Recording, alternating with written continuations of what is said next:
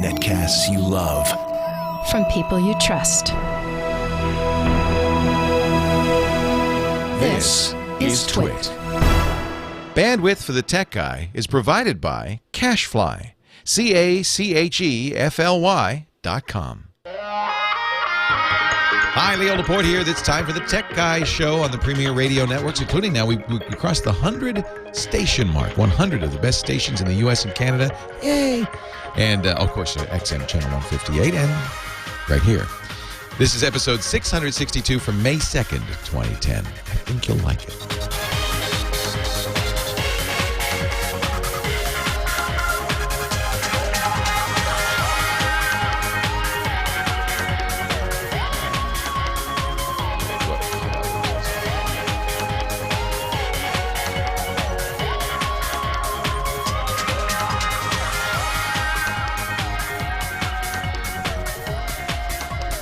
It's time for the Tech Guy Show. Thank you. Leo Laporte here, the Tech Guy, and we are talking computers, internet, cell phones, camcorders, MP3 players. And I guess the number one topic of the day, Hewlett-Packard buying Palm.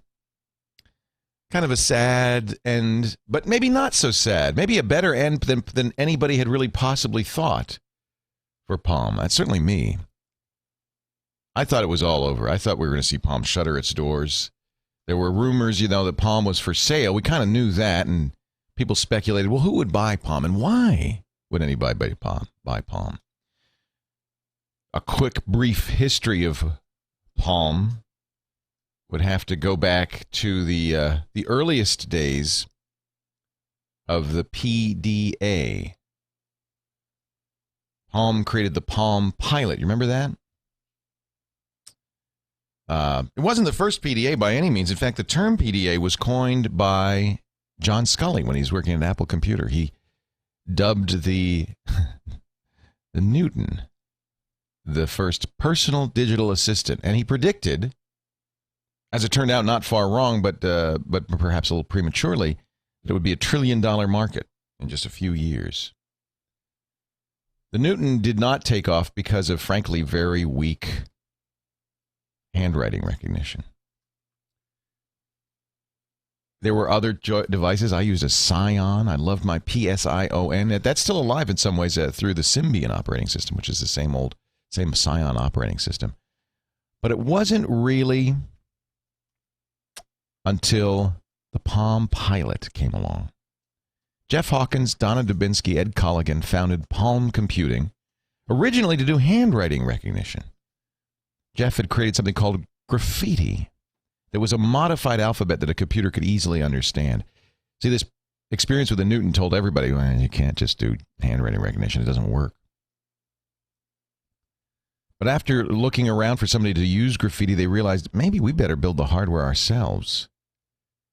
According to Wikipedia, Jeff Hawkins is said to have carried around a block of wood the size of a Palm Pilot in his pocket for a week just to see, is this going to work? The first Palms are the Pilot, 1,000 and 5,000. They had 128K of RAM, kilobytes of RAM, and 512K of RAM, and they ran something called the Palm OS. But who could forget that dee-doo-doo sound when you press the sync button on your dock, and it copied over your contacts and your calendar and your notes, and suddenly the stuff that was on your computer was on your Palm, and you could undock it and walk out the door and have it all. Wow. That was so cool. It was black and white, remember? It wasn't backlit.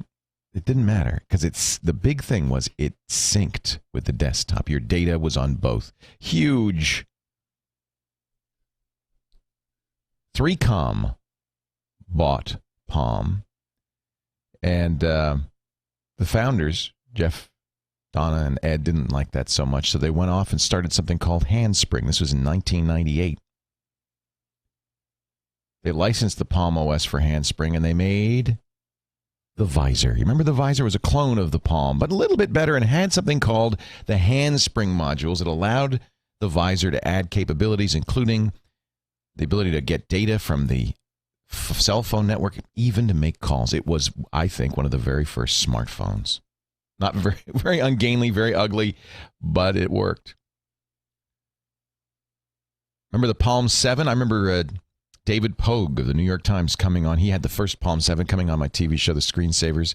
When was that? 2000, 2001 with the Palm 7. It had very, very slow wireless networking and an antenna that flipped up, but it was online. It was online. Palm kind of fell in hard times, though, because along came Windows CE and other smart devices. Palm struggled a little bit. They couldn't sell the Palm Pilot, the various little Palms. They got into the phone business with the Centro, remember that? And then they got clobbered. Along comes Apple Computer with the iPhone and just clobbers them. And Palm starts to struggle. They decide to start over, a do-over. Remember they were working on something they called the Folio? That was going to be... It's kind of going to be like the Apple iPad. It had a keyboard. It was 3G connected by the 3G networks. Very simple operating system. They decided to kill that. They said, we can't do too many things at once. We're going to focus. They hired a bunch of people from Apple, from the iPhone team, and the iPod team, and they designed a new operating system called WebOS and a new phone called the Palm Pre and released it to great fanfare. In January 2009 at CES, everybody was talking. This was the big deal. Here comes Palm, finally a credible contender to the iPhone. Maybe they made some mistakes. They had a very weird campaign with that. Remember that redheaded woman in the weird standing in a field, and it was just strange, and it was like, what is this? What are you trying to tell me? What are you selling? And they were only available on Sprint. Kind of limited their appeal. Meanwhile, the iPhone got better and better, and along comes Google with its Android operating system, and you still got BlackBerry out there, Microsoft kind of in the back of the pack, but still a big player in business, and the Palm Pre just couldn't get any traction. They couldn't sell it. By the time they got it onto Verizon, nobody cared. Verizon's selling it for $39 before rebate. They're giving it away. Palm stock tanks last quarter. I think it was when was this that Palm announced this? Was it March, April? That they had, huge losses. The stock tumbled, and it really looked like it was the end. They'd bet the farm on the Palm Pre and the Pixie, and they just couldn't beat Apple at its game, and it was all over. That was it. They'd killed the PDA. They went to smartphones, and they couldn't compete. A couple of weeks ago, we heard that Palm was for sale, and we speculated, well, who would buy Palm? They've got some patents, certainly. They've got this WebOS. They've got, a few thousand applications written for WebOS. It's beautiful. I mean, I liked the Palm Pre when it came out. I thought, this is good. This is all my review, my thumbnail review was at the time, this is almost as good as the iPhone. But, of course, in this business, almost as good as something is not second place is not going to make it, especially if you're trying to save the company. Well, here's the big story, the big news. It ain't over. I really thought it was. I had written the epitaph. We were digging the grave. It ain't over. The world's biggest computer company, number 2 in the U.S., number 1 worldwide, Hewlett-Packard comes along and pays $1.2 billion for Palm, $5.70 a share for the Palm stock. Palm's investors come out at least breaking even. And more importantly, for us as consumers, Palm gets a partner with lots of money, a real will to compete in this marketplace, fantastic channels, places they can sell, and a very strong, very well-funded marketing arm. Everything Palm didn't have, Hewlett-Packard has and brings to the table. So why did HP buy Palm? Well, I think to understand that, you have to look to the Apple iPad and the success that has been. Friday, the 3G iPads came out. We don't have sales figures yet, but well over 1 million iPads have been sold in the first month, and that number is going up and up faster and faster. And I think as we see the sales figures come in for the 3G, the pre-orders for the 3G, you're going to see very clearly a category that is dominating the future of mobile computing. There's a company called Chatika Labs that measures iPad accesses to the internet and seems to have a fairly accurate number.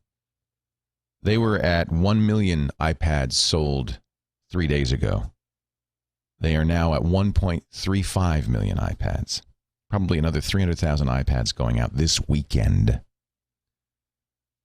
This is a success. Hewlett-Packard looks at it. They had a product they were calling the Slate to run Windows 7, and they've announced, nope, not going to run Windows 7. We're not going to say what it's going to run, but it's not going to run Windows 7. I think we're seeing a new world of computing, a new world of mobile computing. They got the phone market, and I think the phone market's going to be big. Hewlett-Packard does make, believe it or not, I was surprised to learn this, they still make a smartphone, the iPac, based on Windows CE, pretty old version of Windows Mobile. They still make it and sell it, and it's still used in business. It's clunky. It's not really competitive. Maybe they're going to do more smartphones, but I think this is very clear now. Where the world is moving is towards mobile computing on small keyboardless devices running not desktop operating systems. That's, look, we've had tablets for 10 years. Bill Gates has been pushing this notion for years. No success because desktop operating systems are too complicated. They don't use touch well. I think Palm's saying, we're going to do the Slate. Yeah, we'll do the Slate with WebOS. Google has said it's going to do a tablet running Google's Android operating system. I think we're on the edge, the verge of a new world of computing appliances that don't use keyboards, that are everywhere, always connected, always on. And I think HP wants to play. And they put down $1.2 billion on the poker table saying, we're in this game. 8888 Ask Leo. Let's talk about tech. Leo Laporte, the tech guy. Your call's next.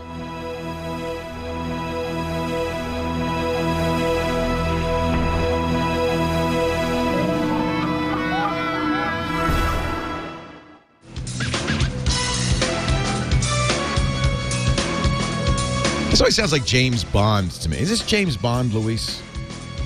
No, this is one of the words that just says bump. It's just, he says the name of this song is Bump. We don't know, is in other words, who this is. I hope they get, they get reimbursed by the Recording Industry Association of America for getting played on a national radio show heard by millions worldwide on the internet. 8888 Ask Leo. That's the phone number. 1-888-827-5536. iPad 3G is here. I will give you a little thumbnail review of that. It's the same thing. Okay, here's the thumbnail review. It's the same. Maybe battery life impacted 10%. People are saying something like that. Maybe 9 instead of 10 hours. The 3G is just like 3G anywhere. It's sometimes very fast, sometimes very slow. Up here in my little backwater community in Northern California, I'm getting at times 2 megabits down, really fast speed. If you want to get geeky with me, the latency is high. So that would mean bad for gaming, fast Twitch gaming. That'd be bad for internet phone calls. It'd be a little, you get a little lag. But there's good throughput. Upstream, 200 kilobits pretty reliably. Very good for 3G. Now, that's in a small community. It's not a metro community, and there probably aren't a lot of iPhone and iPad users here. And that's the negative, of course, on 3G internet access. It's inconsistent. It depends on how many people are using that node at any given time. And if there are a lot of people using it, you're not going to get great results. But the iPad itself is capable of actually pretty good speeds. I gave one to my father-in-law. I thought this would be very interesting. He's 80 years old. I guess he just had his 80th.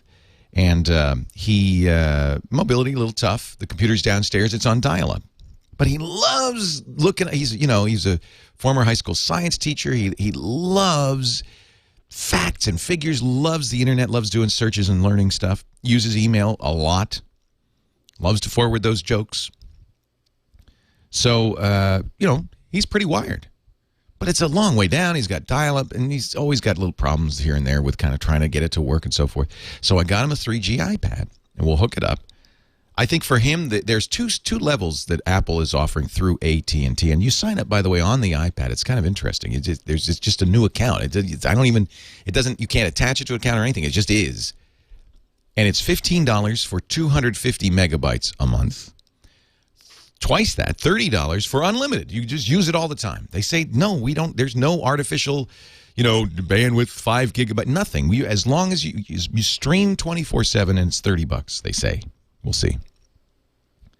Now, of course, I bought the $30, but I'm thinking for Papo, he could get the $15 a month. It's going to be cheaper than his dial-up, or not much more if he's got something like DSL Extreme. It's $15 a month, and he can carry it around. He doesn't have to go downstairs all of a sudden. It's always wired. I think this will be an interesting experiment. And if he doesn't like it, we'll get another iPad. 8888 asked Leo, I'm very intrigued, as you have probably gathered, in what the iPad means to the future of computing. Fascinating article I read. A British sci-fi writer lives in Scotland now. I don't remember his name. You remember his name, Dane, off the top of your head? We just sent him an email. Charlie. He wrote an article that I thought was great about what the iPad means. He really sees Apple backing off desktop operating systems. He says it's the next generation of computing. Charlie Strauss. Strauss, that's right. Charlie Strauss. I thought very interesting point. I'll put a link in our show notes. That's where our show notes are, by the way, techguylabs.com. If I mention something or I give you a link, James DeRuvo is there. He's writing it down. Didn't have internet last week, James. I don't know how you did it. I don't know how you forget the show notes. How did you live? How did you survive without internet? But he'll write it down, techguylabs.com. Then I'll also give you a link if you go there to our chat room. 656 people in there right now, nicely moderated by Dan, C-Dubs. That's his new handle, is it? C-Dubs. Darth Emma, Dustin, Hip, Houdini7, who wrote our great iPhone application and iPad application. Inferno 10, Kevin H, Life's a Zoo, Mick, Mithradeer, and Troubled. Jammer B's also in there. Keeping an eye on things so it's family-friendly and safe. That's the chat room. That's at techguylabs.com. Also live video and so forth. But mostly it's there so that you don't have to write stuff down as I'm talking. Denise is on the phone calling from her home. Hi, Denise. Leo Laporte, the tech guy. Usually it says a city here, Denise, but it says your home. Oh. What city would that be in? Excuse me, I just had a piece of toast. I'm sorry. I didn't mean to sneak up on you there. I just wanted to thank you for all that you do, because it's amazing. I've been listening to you for years, and it's amazing how things that you learn from you, it just stays in your brain, and then when you need it, it's there. It's amazing. Oh, thank you, Denise. I think pulls it out and you become geek-like, via osmosis. I think it's not true for everyone. Some people learn better reading, but I think for those of us who learn from the ear, radio is such a great medium for kind of painlessly absorbing this material. Absolutely. My question for you is iTunes. I had Tiger, and I just switched to Snow Leopard, and I was wondering how I can switch my iTunes music to Snow Leopard, and then I also have older iTunes music on an exterior hard drive, so I was just wondering how I can combine them all together and put them onto Snow Leopard. When you did the upgrade to Snow Leopard, didn't it just kind of suck it in? I mean, did you... Well, I didn't automatic migration. Ah, okay, I'll tell you that. How to move your iTunes library. We're going to take a break, Denise. Can you hang on for one more minute? Probably. Okay, 5 more minutes. We'll be right back. Stay here. Leo Laporte. Have some more toast. The Tech Guy.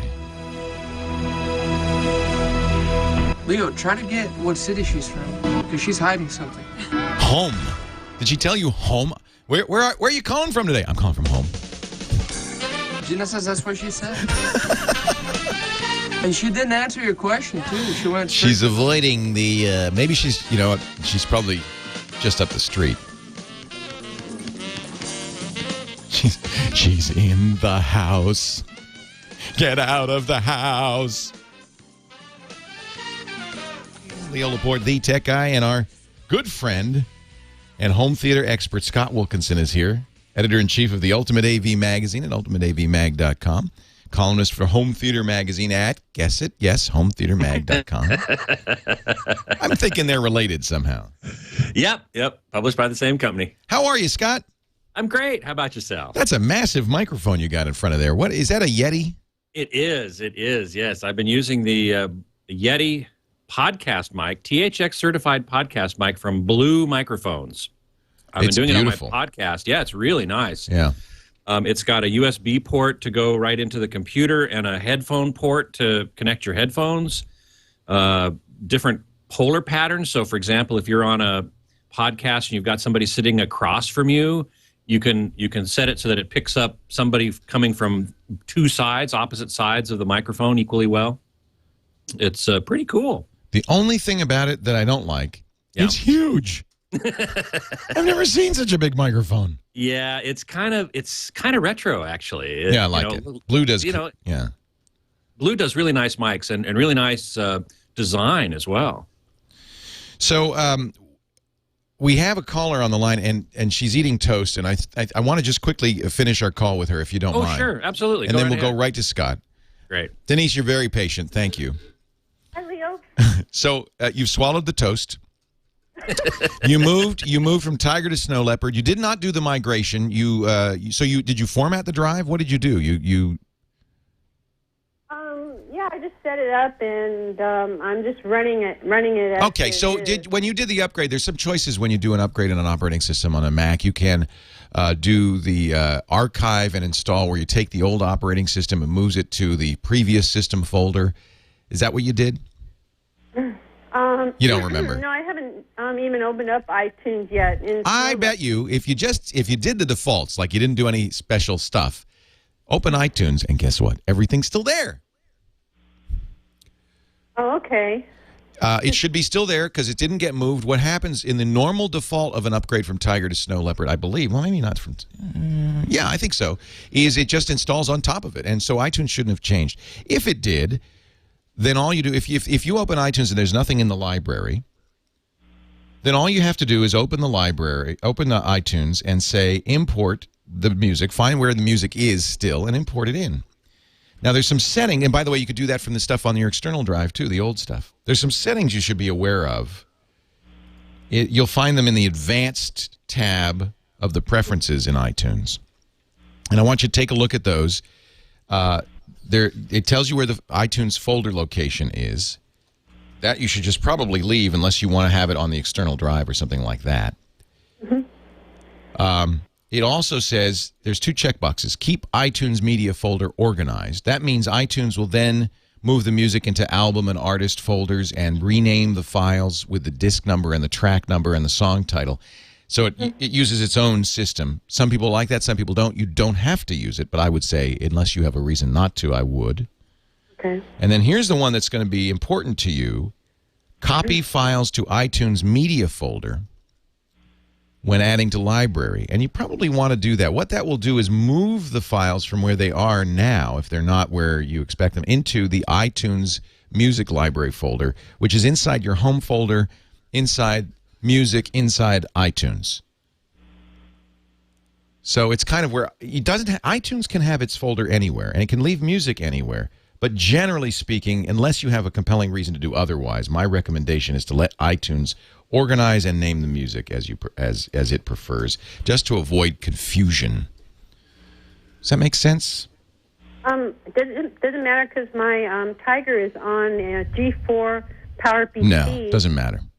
Oh, it doesn't matter. Okay. Doesn't matter. Can I ask you a really quickie question? Sure. I have a Mac Mini and I leave it on all the time. And this morning I went to push on the keyboard and nothing happened. How do I reset the Mini? Because if the Mini is really not waking up and it's kind of dead, maybe sometimes this happens once in a while. You can. It's not recommended to do it normally, but if you can't get it to wake up in any other way, on the back of the Mini there's a little kind of rounded button. That's the on-off switch. You probably never even knew that. And you can, if you press and hold it, on any Mac this is true. In fact, on any PC generally it's true. If you press and hold it, eventually just turn the thing off. It goes, oh, you really just want me to go away. Maybe like 5 seconds, hold it in. Yeah, you'll see. It'll go, and then you press it again, and it'll go, bong, wake up, and it'll be like it was before. But not recommended as the normal shutdown process, only if you can't get it to say hello. Okay. Thank you so much, Leo. Thank you, Denise. I appreciate your patience. Thanks for listening. Where, by the way, is home? What city? It's Santa Clarita. Santa Clarita. Okay. People were saying, She won't say where she is. Maybe she's in the house. She's in the house. What movie is that from? Is that Nightmare on Elm? Is that Halloween? Take your pick. It's probably from all of them. Every horror movie ever made. So it's good to see you, Scott. How are you today? Thank you. I'm really good. Really good. It's a beautiful day out. I hope it is up there. Oh, it's like in the 80s today. Yeah. It's hot. Finally, summer has arrived. So what are we talking about in home theater? Well, I got a couple things. One is I wanted to make an announcement that I have changed my Twitter name. Good, because you had the most unmemorable Twitter name. Because you used a handle, right? I used a handle. I used my old college nickname.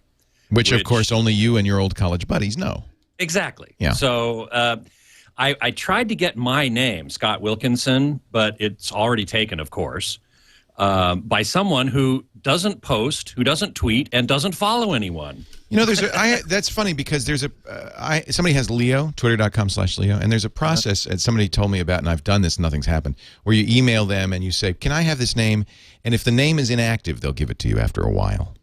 I actually tried that. It didn't work, huh? And it didn't work. So my new Only Twitter 5 people work at Twitter, you understand? I was wondering about that. No, there's nobody there. Yeah, understood. It's all totally automated. They're all out for sandwiches. Anyway, since my podcast is Home Theater Geeks, my new Twitter handle is HT Geek Scott. So I hope a few people will come and follow me. And Good, that's great. HT Geek Scott. HT Geek Scott. And you moved everything over there, right?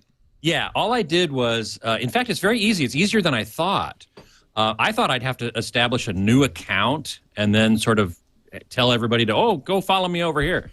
But it turns out to be a lot easier than that. All you have to do is go into your settings for your given account and change your username. And it'll tell you, when you type in a username, it'll tell you if it's available or already being used.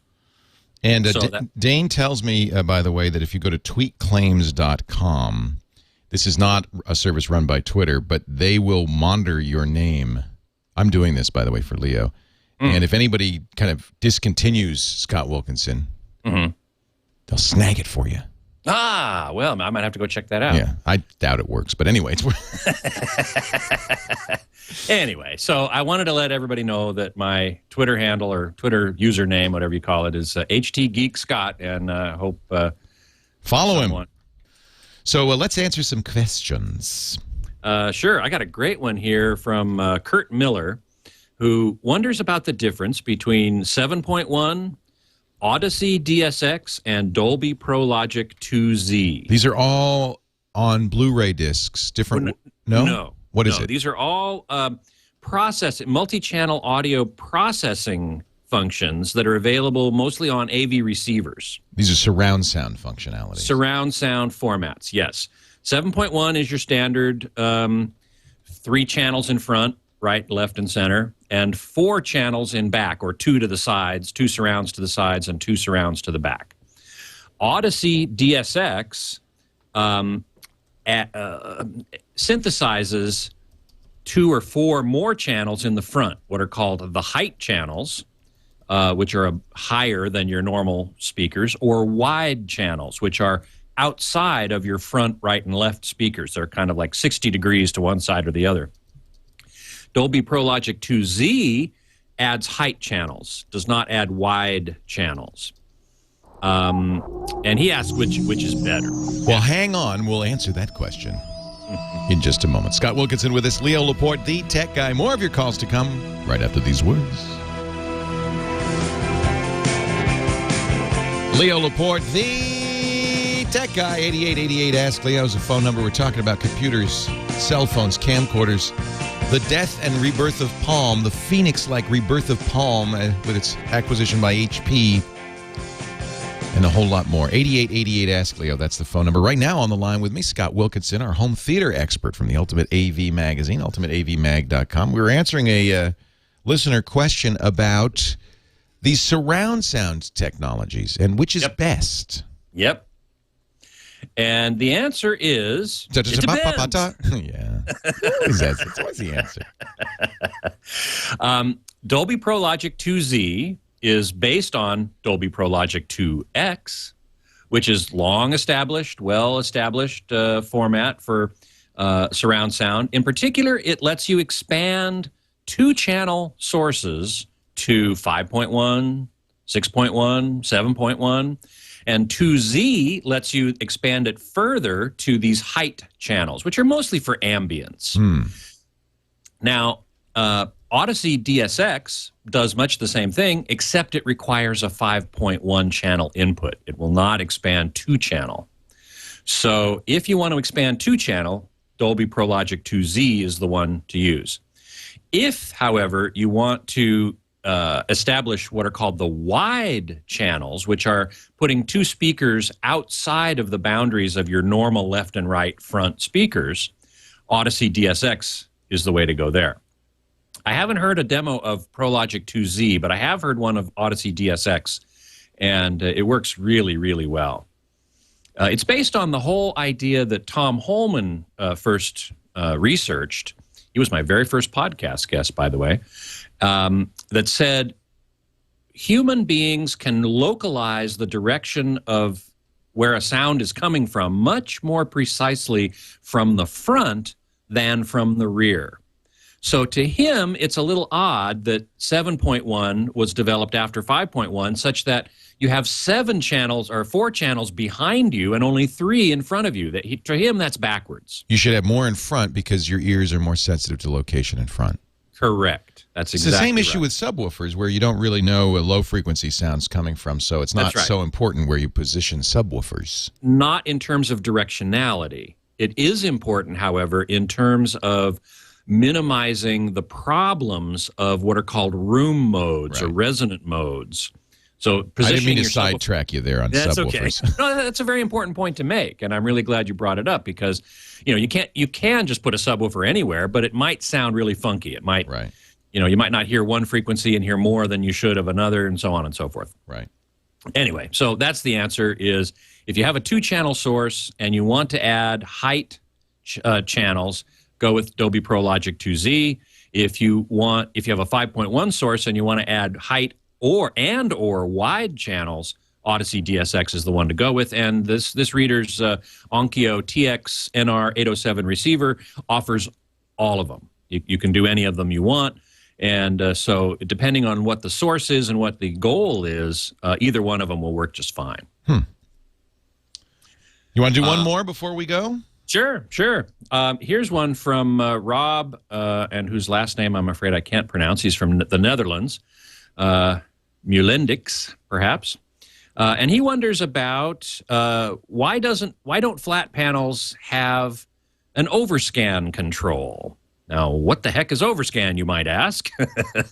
And it is a leftover from the days of CRT TVs. And what they do is they expand the picture slightly and cut off the edges. And the reason is that there was often weird information, data being sent along that looked kind of funky. You might have seen it. I've seen it. Sometimes you'd get little flickers up at the top of the screen. Correct. Even today in the digital world, digital video transmissions, you can see that. It looks like it's some sort of barcode or something going on. Exactly. We call it digital hash. Mm-hmm. And so overscan gets rid of that by makes the picture bigger. Makes the picture slightly bigger and crops off the little bit of the edges. Now, the problem with it is that it does that in a process called scaling. Oh. And that can degrade the resolution of the picture you're seeing. So the general recommendation, and this point was made last week on my podcast by Joel Silver, the president of ISF, Imaging Science Foundation, the company that trains technicians to go out and do calibrations, including those from Best Buy. He said, just go in and turn off overscan. Well, that's easier said than done because different manufacturers have different names for the thing. Right. And different names for the setting that turns off overscan. But you're saying that the digital TVs don't have that? No, they do. They do. He's incorrect. Virtually all digital TVs these days have an overscan It's just control. You don't know what they call it. It might be called screen size. It might be called aspect ratio. On my Pioneer Kuro, there's all different, zoom, different settings. Is that what you're talking about? The size? That's exactly what I'm talking about. In the Pioneer's case, it's called, I think, picture size or size. Yeah. And now I've picked dot by dot, which I've never seen on any other TV, but it seems to me that's the way you want to do it, which is you're not scaling, you're not trimming, you're just putting a dot on the screen for every dot in the information coming to it. Exactly. It's also called one-to-one pixel mapping. I've seen that in other TVs. They say one-to-one. One-to-one. And that's what you really want to choose. Now, that will give you that digital hash along the top or side of the picture once in a while, depending on the TV. But you're seeing everything. But you're seeing everything that's supposed to be there, and that's really what I prefer. So that's what I recommend. It also turns off the sometimes disconcerting, at least in my TV, thing where it's zoomed. Suddenly, I'm watching the cable guide, for instance. I go to the cable guide, and the cable guide is in standard def. So it suddenly goes from there to zooming in to fill the whole screen, and it doesn't happen right away, and it's just it's like, make up your mind. How are you going to? So if you do dot by dot, everything just stays the same. It's displayed at its native resolution, its normal native resolution. Correct. Some people might not like that. Some people might not. Some people, I've actually talked to people who prefer to stretch 4x3 material to fill the 16:9 screen, which makes everybody look fat. That's why. Makes you feel good. Oh, that's Sandra Bullock. She's so fat. Scott Wilkinson, ultimateavmag.com. Thank you for joining us. We'll see you next time. Leo Laporte, the tech guy. Leo Laporte, the tech guy. Phone number is 8888. Ask Leo if you want to talk about tech. And that means computers, the internet, cell phones, camcorders, MP3 players, home theater. We've been talking this week about, I've been doing this show almost 20 years. So I've been through a number of changes. When we first started doing the show in 1991, it was Windows 3.0. It was DOS 5. The internet was something maybe you'd get in a university or research institution, but it wasn't something that was used by normal people, even by most geeks. Cell phones were something only the very rich could afford, and they had very limited utility. And what has changed? Man, cell phones have become huge. The internet is absolutely changing computing.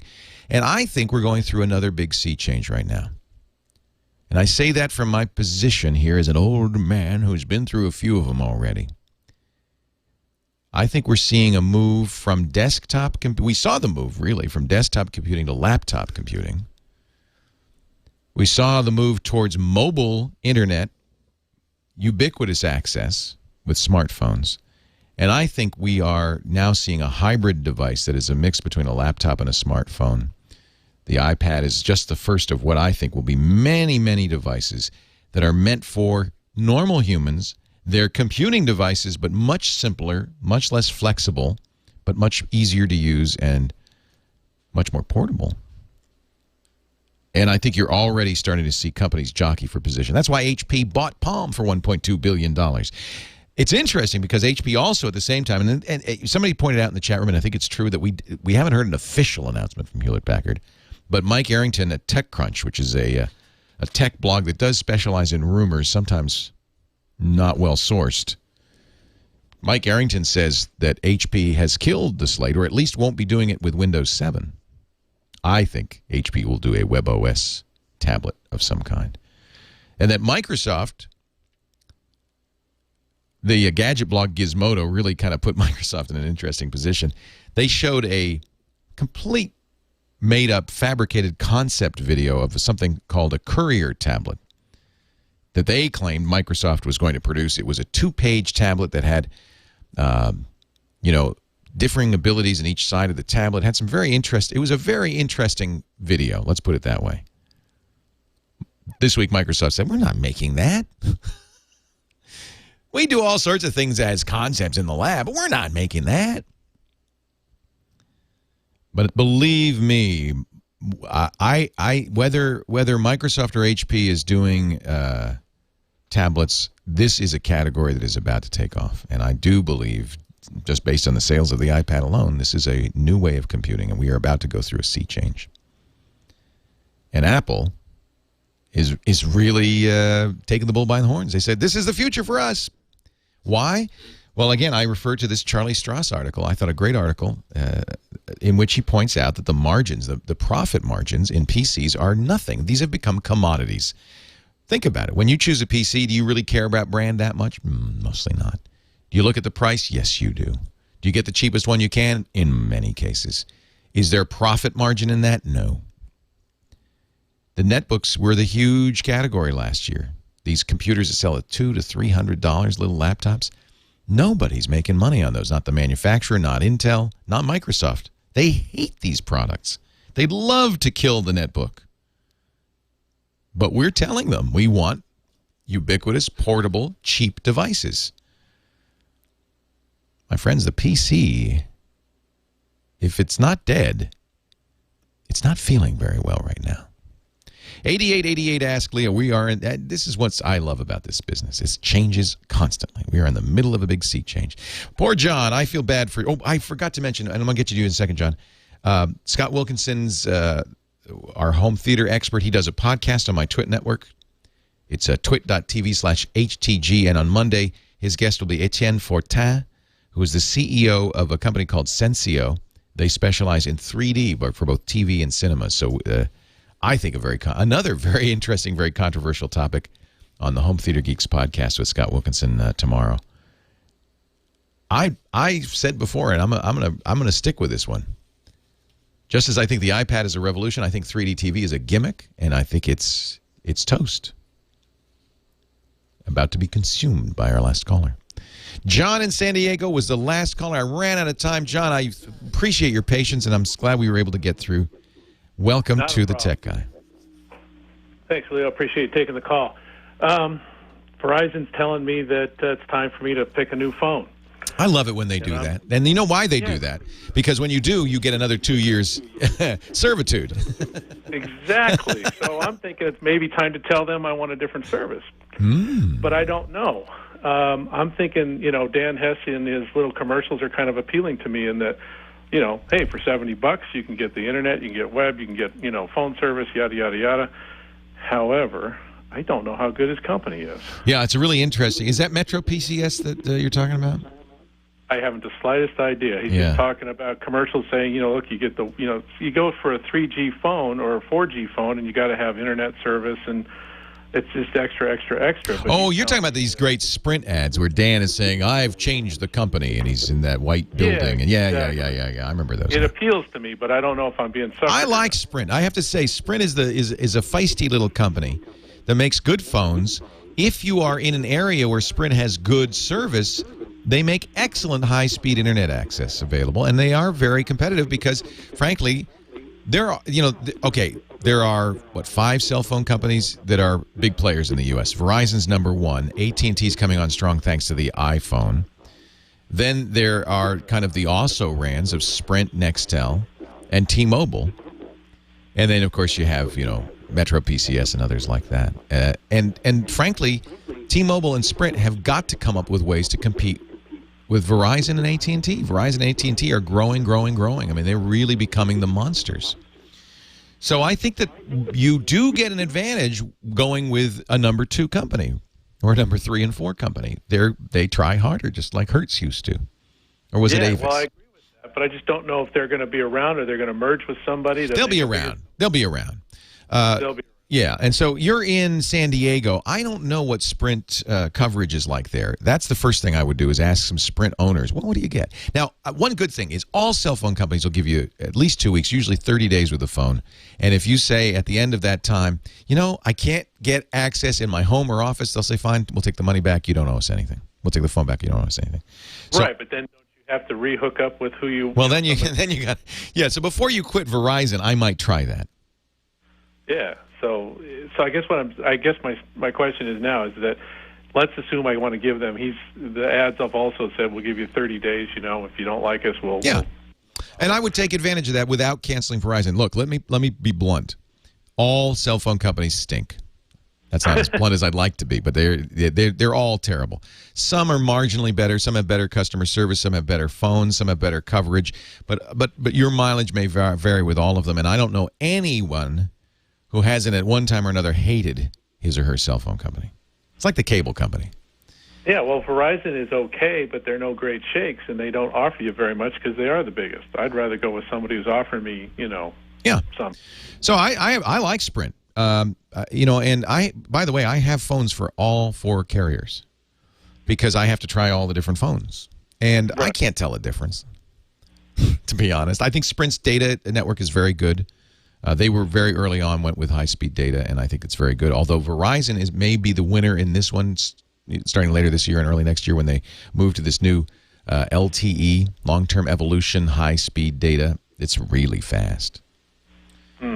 So if you're, Sprint is from Kansas City. They're the Southern Pacific, by the way. The story of Sprint is interesting. Southern Pacific, the railway had all these right-of-ways from their railway, and they put up cell phone towers on their right-of-ways.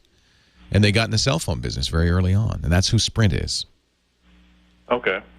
So in Kansas City, if you lived in Kansas City, I'd say get Sprint. I don't know what San Diego's like. I would look at the coverage map, but that doesn't. Those things lie too. Do you travel? Yeah, I'm up in San Jose a bit, and I'm pretty set in San Diego, but I have this plan to go around the country again. And the big issue on Sprint and Verizon is they use a technology for their phones, CDMA, that is not widely used worldwide. So if you are an international traveler, there's really good reason to go with T-Mobile or AT&T. Their phones will work in most cases worldwide, whereas you have to get a special phone from Sprint and Verizon to work worldwide. Yeah. All right. So I know it's complicated, isn't it? I like Sprint. I think their 4G is very interesting. They're doing a deal with Clearwire in some areas. I don't know if San Diego is one of them. I don't think anyone in California is on the list yet for 4G. 4G. Actually, somebody in the chat room saying, actually, Sprint service in KC is terrible. Well, I don't know. It should be good in their hometown. I don't know. I like the idea of Sprint. I think Sprint is a scrappy little company. They clearly see that I love it that Dan is coming to people saying, hey, please give us a shot. I was a Sprint customer way back when, and I stopped because customer service was so awful. But all of them can be awful, and maybe they've gotten better. AT&T used to be terrible, and I think Apple said, you better whip these boys into shape. 'Cause we're not going to be happy here. So, would jump. So I haven't given you much of an answer, John, except that, there's no reason not to go with Sprint. Ask your neighbors how their coverage is. Leo Laporte, the tech guy.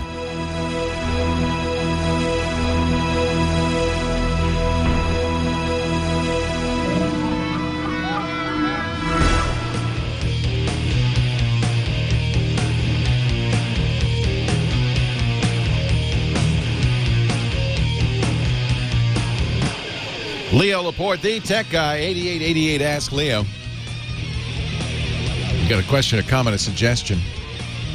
Talking about tech, cell phones too, mobile computing, home theater, 888-827-5536. Zach in Stevenson Ranch, California, you're next. Hi, Zach. Leo Laporte, the tech guy. What's up, Leo? What's up? You're too young to remember that commercial, probably. Go ahead, Zach. I'm sorry. I said I'm a really young techie. I'm 15, and I fix everything for my school. Right on. And my question for you is, I have a computer. I have 2 computers running on Windows 98, and I want to upgrade them. How do I go about doing that? In the school?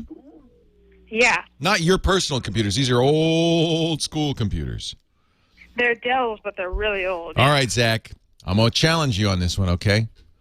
They're so old, they're probably not going to run anything more modern than that. At best, maybe they'd run XP. I think let's dump Windows entirely, Zach, and put Linux on it.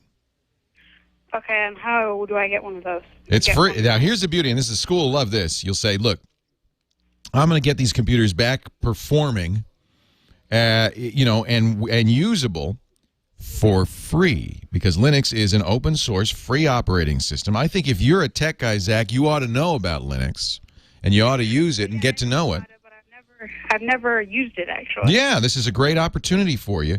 So what you'll do is now, given that these are pretty old computers, you might not be able to install a very modern Linux, but you can try it. One of the nice things about Linux was created by a Finnish graduate student in 1992. This guy, Linus Torvalds, was really kind of depressed by the state of the operating systems that were being used in his college to teach. They were using something called Minix, and it was just awful. And he said, I couldn't do better than this. So he said, I am going to write a version of Minix that is for me, because my name is Linus. I'm going to call it, I don't know what accent I'm doing here. I'm going to call it Linux. So it's, but it's based on, it's kind of, I don't know what it was. It was Italian for a moment there. But it was based on not Minix so much, but Unix. Now that's good because Unix is the kind of heavy duty operating system that runs the internet. Colleges use it. It was it's underlying the Mac operating system. It's underlying the Google Android operating system. Unix is a fundamental kind of computing that a lot of people who use Windows don't really think about or pay attention to. So you can go, and I would do this, to Ubuntu, ubuntu.com. Now, if you have a modern computer, the new Ubuntu Lucid Linux version is out, 10.04. But they also, and you'll find this on the Ubuntu site, make an Ubuntu Linux for less powerful computers. It's called Xbuntu or Xubuntu, Xbuntu, Xubuntu, I guess. So if you go to Ubuntu and you look in the derivatives, you'll see Xubuntu. You can actually go to xubuntu.org. This is for older computers, like the kind of computers that are still running Windows 98. They don't have, I mean, what's the processor in there? Pentium 4, Pentium 3? I think it's a Pentium 4, but it's like the very basic kind. Yeah, and there's probably at most, 512 megs of RAM or something, maybe not even that much. So Xubuntu, Xubuntu, is designed to run on these older computers. But it'll run nicely. It's free. It's very secure. It's very powerful. And Zach, you can get OpenOffice. In fact, it'll come with OpenOffice, which is a free Microsoft Office clone. A lot of the software that you're already using on Windows will be available on Xubuntu. It has regular security updates, but it's much more secure than Windows in general. Comes with Firefox. It actually comes with AbiWord, which is a simple word processor, much like Microsoft Office. I think this is a very good choice for a school that has, or anybody who has old computers. You're not going to really get it to Windows 7. It's just going to take too many resources.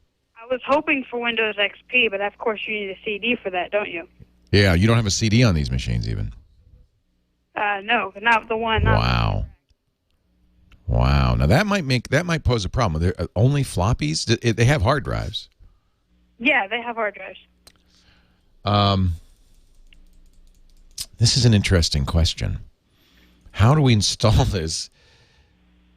They probably, do they have USB?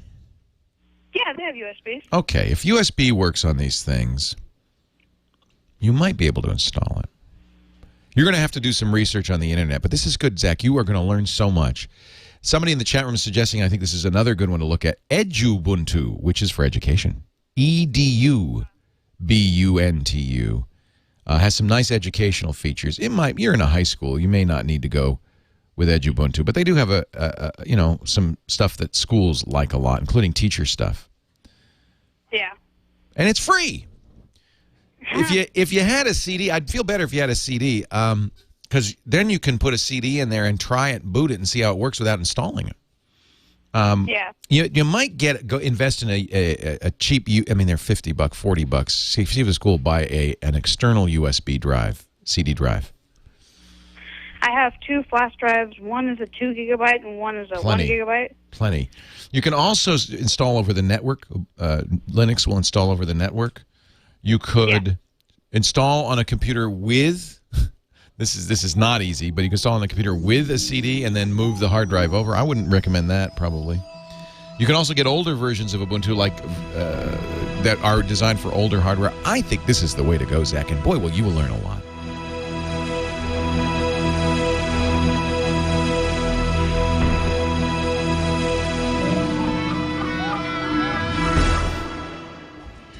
Leo Laporte, the tech guy. We were talking to Zach, 15 years old. He's his high school's tech guy. He's got 19 98 computers, 1995 computers. That's 10-year-old computers. They're running Windows 98 right now. He says, what can I do to upgrade them? And I kind of threw you a curve, didn't I? I said, no, don't go to Windows. Go to Linux. And I think you'll learn. Now, I don't know if the school is going to encourage you to do this or not, but this is a chance for you to learn something you need to learn if you're going to be a tech guy. You need to understand the Unix operating system. You need to understand how it works. There's going to be a learning curve, Zach. This will be your very own class in computer science, but you're going to get a lot out of it. And the good news is there's a ton of support on the internet for this. So there's lots of people out there who'll be glad to help you. Uh-huh. You can get if you really want to do XP, it might work. What you'll need to do is Microsoft doesn't sell or support XP anymore. So you'll have to go to eBay and buy discs on eBay, which will be cheap. There's the problem with XP. No more security patches from Microsoft. You're running a very risky, right now you're running a risky operating system. It's not going to get any better with XP. You are wide open. And if I were the school administrator, I'd be a little nervous about this. Mm-hmm. So just tell them, dude, these are really old. You have two choices. Scrap them and buy new computers, or run Linux on them, and they'll be secure. There is no third choice. Yeah, because I'm just trying to get them to run until we can get new computers. So we can't really. Linux is a great choice for that. It's free. Look, you don't want to spend any money on this.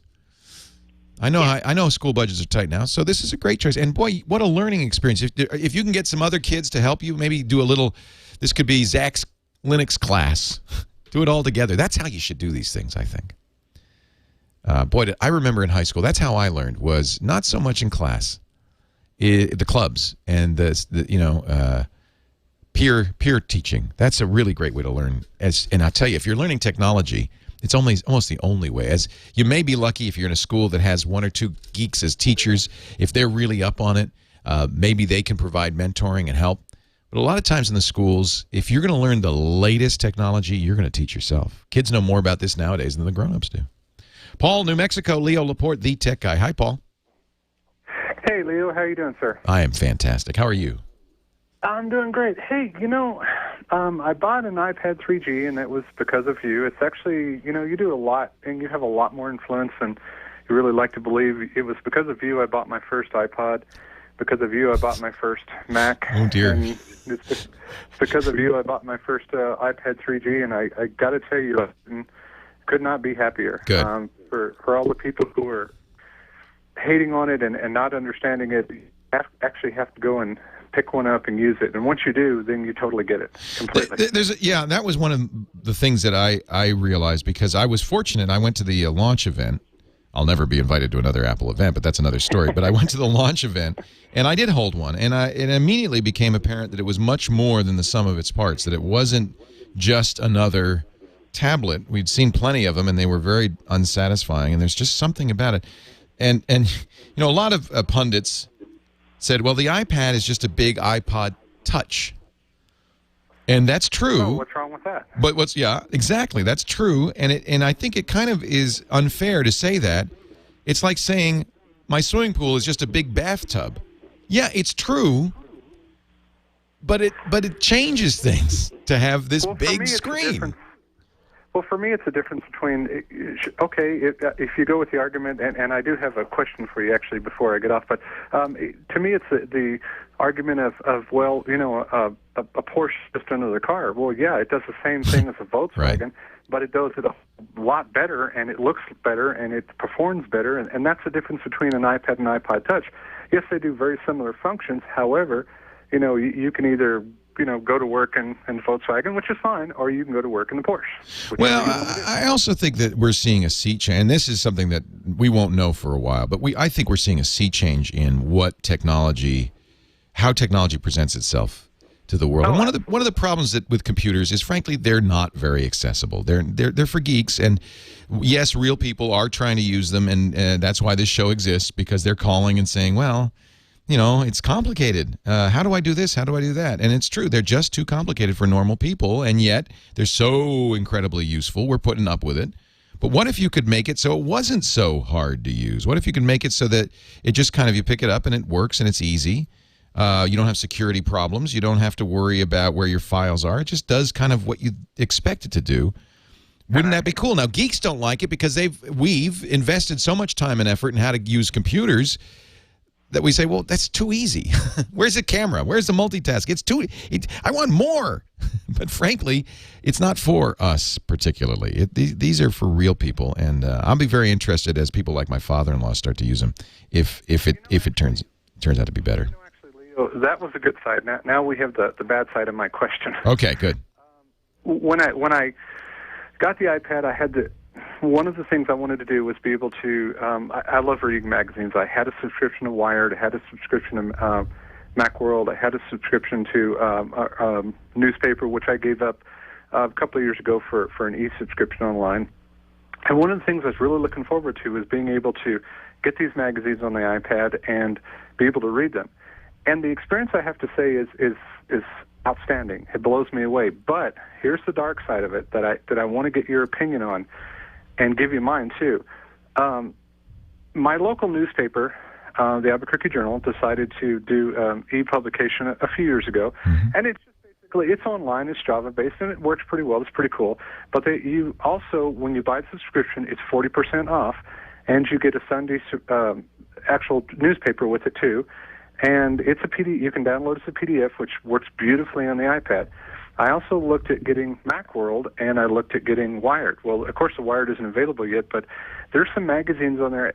I don't understand what publishers are thinking. Macworld wants the exact same price. Yeah, I agree with you. Subscription as they do for their actual paper physicals. As a matter of fact, I could renew my Macworld subscription right now for $14.99. But if I want to subscribe through the iPad, they want $19.99, and it's nothing more than a fancy PDF. These companies will be out of business in a year if they don't wise up. Look, we're going through a change like this is both good and bad. It's really bad for companies, existing companies, who are trying to figure out how to make their, frankly, obsolete business model work in the new world. And that's the problem. You'd think that a technology magazine would understand this better, but look at all the technology magazines are basically gone. The fact that Macworld's still publishing a print magazine is kind of anachronistic. PC Magazine stopped publishing a year ago. These guys, things are changing, and people like Rupert Murdoch, who cannot change with the times, are just going to be out of business. That's bad. Remember I don't remember this, but I'm told that at the turn of the last century, buggy whip manufacturers really had a hard time. Guess what? Buggies are not coming back. It blows me away, Leo, that my local newspaper, which probably only has a subscription, there's only 2 million people in the States, so they could only have a subscription base of maybe 1 million people, can understand that an online where they don't have to print and everything, you can get 40% off of a subscription price, but these national magazines don't get it. You'd think. It's just, it just depends on who's up front, in the front office, whether the guy in the corner office gets it or not, and some do and some don't. And it's a very interesting problem. I mean, if you were Kodak 10 years ago and you saw the death of the film business, one would think you would say quickly, oh, we got to figure out how to change our strategy to match modern times. Kodak actually did. They started making digital cameras. They stopped making film, and they've made the transition. You know who didn't? Polaroid. Same kind of business. They thought they were in the instant film business. They weren't. They were in the imaging business, and Kodak got it. Polaroid didn't. You're going to see that in content companies. That's what happens. The old Chinese curse is, may you live in interesting times. These are interesting times. Hey, I thank you for the really thoughtful stuff. I agree with you, and it's fun to watch. It will be very hard for some companies. And yes, those of us who love our particular newspaper or magazine may suffer a little bit as these companies just fade away, just don't get it. They just, Rupert Murdoch does not understand what's going on. He says, I'm not going to let Google index my stuff. They're going to have to pay because I don't want any, what do you want? Rupert's basically saying, I don't want anybody to find what I'm printing online. What, Rupert, well, you're spending millions on websites for all of your newspapers and magazines, and you don't want Google to index them? Are you nuts? Bruce is on the line from Irvine, California. He wants to start a blog. Hi, Bruce. Leo Laporte, the tech guy. Leo, thanks for taking my call. I'm kind of a novice at some of that stuff. But before we get into that, I want to say I got my iPad. Oh, yeah? Love it. Just absolutely love it. I'm a pilot, and I can get weather on it. I download my approach plates onto it, and I can look at my approach plates. And, you know, as getting older, the eyes start going. I want to, what's that frequency? And I can just zoom right in on the frequency. Oh, there it is right there, you know. And I just think it's just the greatest thing to slice bread. Yeah, we do an aviation show on the TWiT network with a guy named Ray Maxwell, and he's talked a lot about the iPhone. Now, there's a lot of aviation apps on the iPhone, but he's very bullish on the iPad because of the size. Yeah, I can actually read it. You can use it. Yeah, you don't have to. Now, you can't use the GPS on the iPad as GPS, right? You need an aviation GPS. No, I have that in my airplane. Yeah, of course, nobody would build an airplane that didn't have it these days, right? Right, yeah. Crazy. You wouldn't even think of flying without one. Right. Now, in fact, you've got all the old navigation stuff, and I'm trying to think, gee, I remember how to even use that old I know. It's like using a sextant to sight the stars and figure out where you are on a boat. It's just old-fashioned. back seat or something. Yeah. But the iPad, but you use the iPad for a lot of other reasons on a plane, not navigation. But I could see the value of it, and again, that's why a big screen is more than just bigger. We do checklists all the time too, and I can put my checklist in there and sure. Take it up there and read it right at my thing. And the things I need right at my fingertips, I can pull it right up, and I can see it day or night. And I just love having that stuff, you know, for aviation. Plus, I do a little bit of writing, and I can just sit here and write things when I'm sitting waiting, you know, somewhere. And you know, I just think it's great. I had to do an email last night. I just remembered, I forgot to email somebody, and I just reached over, grabbed my iPad, turned it on, and I immediately sent the email. And I was back asleep by the time my laptop could even boot up. Well, and that's something that people don't talk about at all. But the fact that the iPad is instant on, something that we've been trying to do on PCs. You know, Bill Gates made that was one of his goals for the future of computing, was to have Windows be instant on, and they still can't do it. Yeah, I'm afraid my laptop won't probably ever get turned on again. I hardly use mine anymore, and I just bought a new laptop because Apple released new laptops, and I thought I should review them. But I have a feeling it's just going to gather dust because I always carry my iPad with me. It's a little. I'd like it to be smaller still, but on the other hand, I like the size of the screen. It's a little big, but it's like carrying a notebook around. No, that's what I have. I have the little case for it. Yeah, you carry it in a case, and you just have it with you. All right, but I know people saying, Leo, why are you making this an iPad ad? I'm not. I think we are really in a change in technology, and that's all. And I think it's very interesting to hear how people are using new technologies. We talked a lot about cell phones, you know, as they became smart. We talked a lot about the iPhone when it came out, and I think the iPad is a game changer. That's the point. Well, now I'm getting an Incredible. I've got one on order. Oh, I just played with the Incredible. Now, I have to say, the fellow who brought it by yesterday, the Incredible is the new Verizon phone based on the Google Android operating system. I'm a big Nexus 1 fan. This is HTC's kind of second Nexus 1, even better.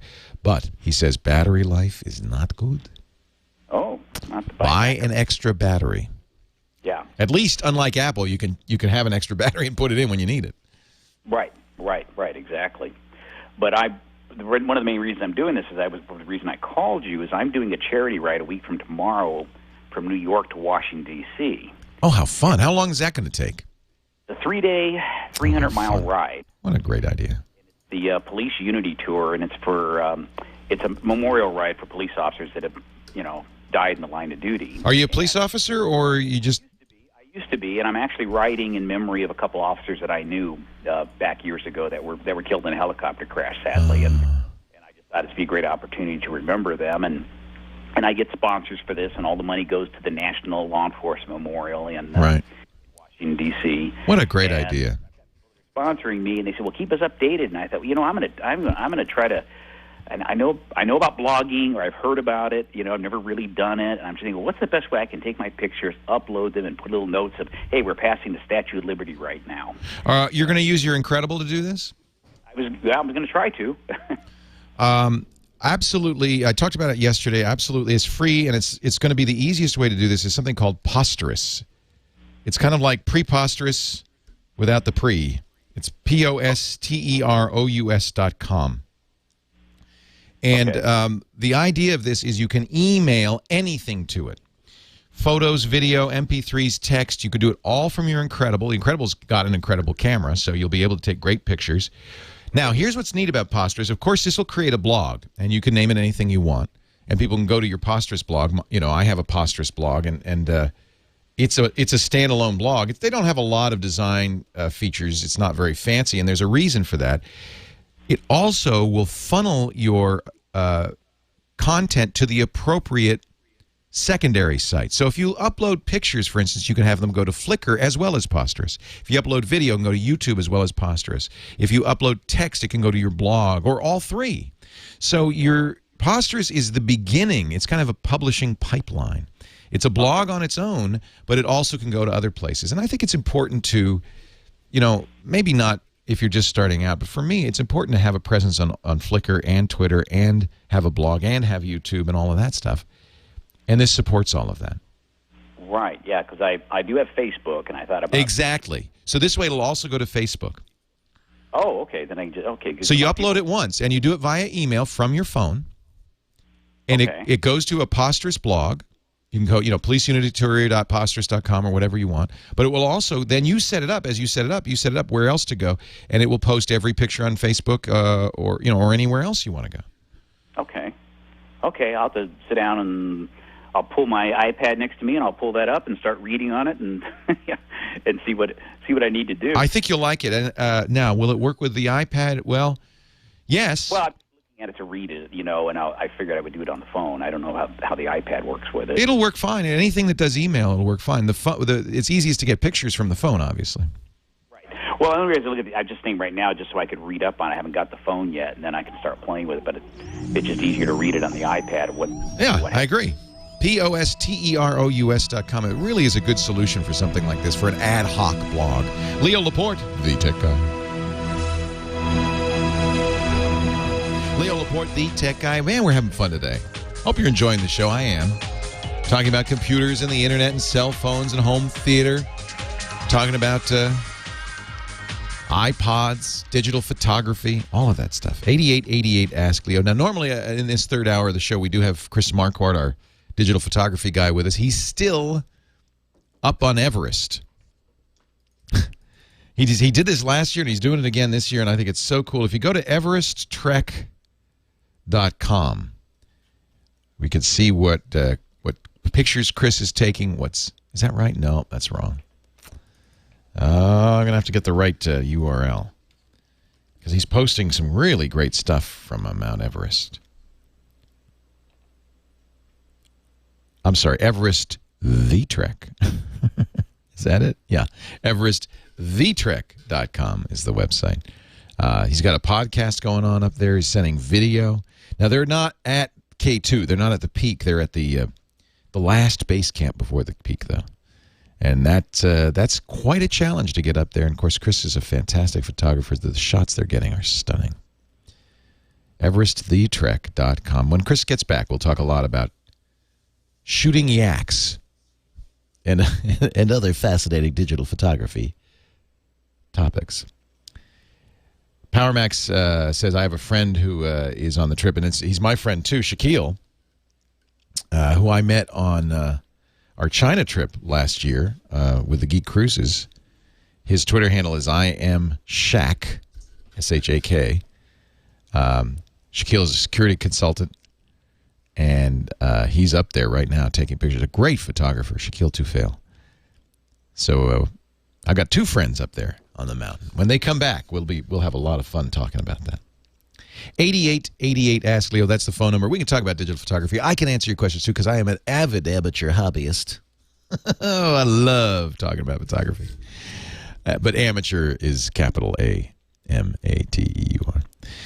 Now, Joe, very patient fella from Ringgold, Georgia. Thank you, Joe, so much for hanging on. You were last caller yesterday, and we didn't get you on. We now have you on, so welcome. Well, thank you, Leo. I appreciate you taking my call. Very patient. What can I do for you? Here's my situation. I'm the media director at my church, and I operate two projectors on 220-inch screens, and I use a PC to do that. I've used it for about 6 years, and it's running XP. Good computer, but it's time to replace it. I've got a couple of guys that I have 5 guys that I've got to convince to spend the money, and 2 of those guys have Macs, and they're telling me that that's the way I should go. I create content every week to go up on those screens using Adobe Premiere, Photoshop, and I used a presentation program called Media Shout, and it's starting to freeze up on me some. And I'm just curious what your thoughts are.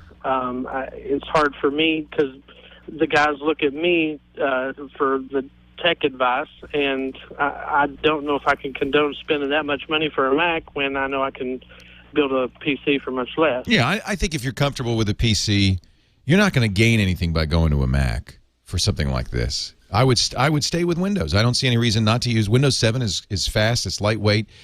Computers from that run Windows are about half as much as computers that run OS 10. I happen to like OS 10, and when I have a choice between Windows and OS 10, I'll use OS 10. But the situation you just described, I can't see any real advantage going to the Mac.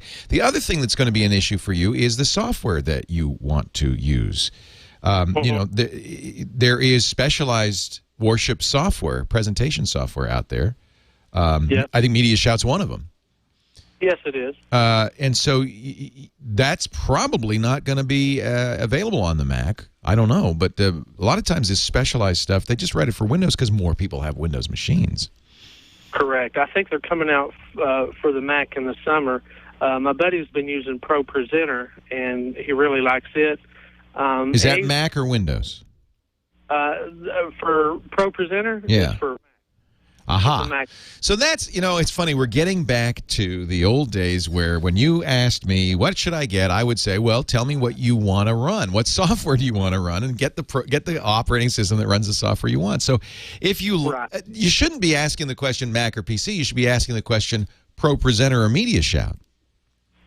Yeah, I know. You know what I'm saying? Is what is the tool that you want to use? Then get the platform that's right for that tool. If money is a concern, there's a Macintosh is the high price spread. There's just no doubt about it. Right. He is saying because of my workload every week that with the Mac I'm going to cut down that workload. That I would be able to create content much quicker.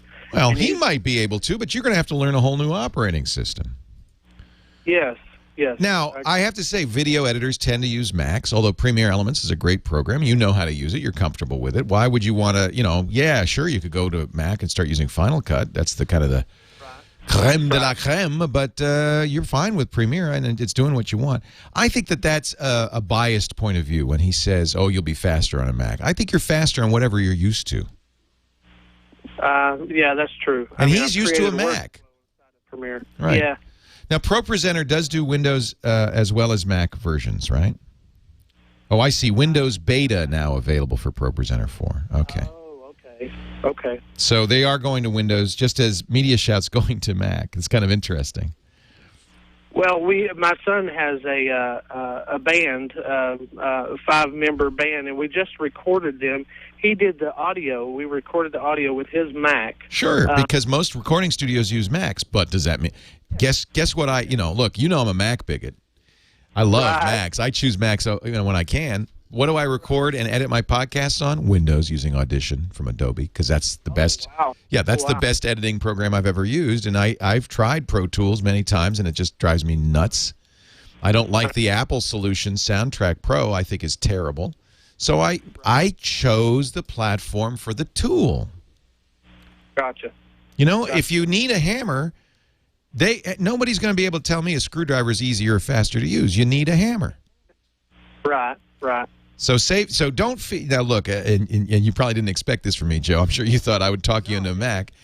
But the truth is you should use the tool that's right. It sounds like you're comfortable with Windows. It's certainly cheaper. The church has to pay attention to that.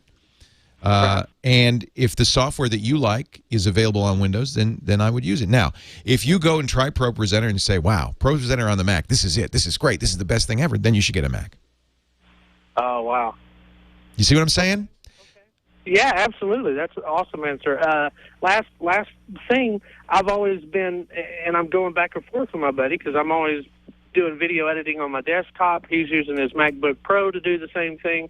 Am I not wrong in the fact that laptops are designed for the least amount of battery consumption? They're not designed to do processor-intensive workload, are well, they? you can buy a laptop that has almost a desktop. In fact, you can buy a laptop with a desktop i7 processor in it, but you'll get 10 minutes of battery life.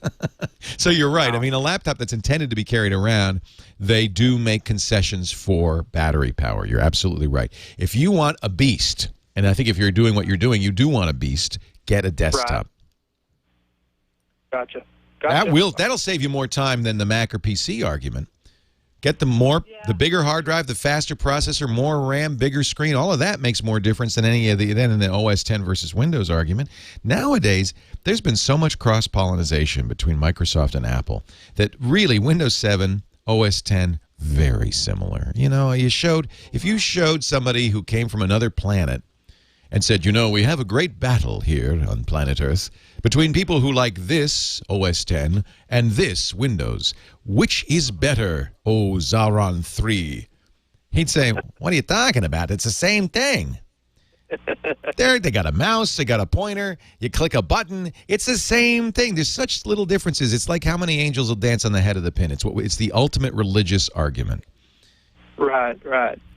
So I think you should get what's right for you, what you like, what you're comfortable with, the operating system that runs the software you want. I have to say there are really only two big factors. One is price. Absolutely, Windows is much better priced. Period. The other is security. Absolutely, you're safer on a Mac. I don't think on a church computer it matters that much because I have a feeling you're not surfing porn sites on that computer. Right. I think you're safe. I think that computer you don't have to worry about security so much. Right. My pastor's computer got infected a little while back, and it had some of that kind of stuff. Pastor. If you can get infected by going to a lot of different sites. It's not just porn sites, but it's true that if you're just kind of doing what you do, which is making presentations, recording stuff, editing video, you're not going to run up against the security issues. As long as you're sensible, you update it whenever the updates are available. You make sure that you don't run programs from strangers. When somebody says, "Oh, you better run my program here, it's going to fix your computer with a lot of viruses," you don't run that. You say, "No, let's not do that." If you do this, you know that, Joe. Right. Well, if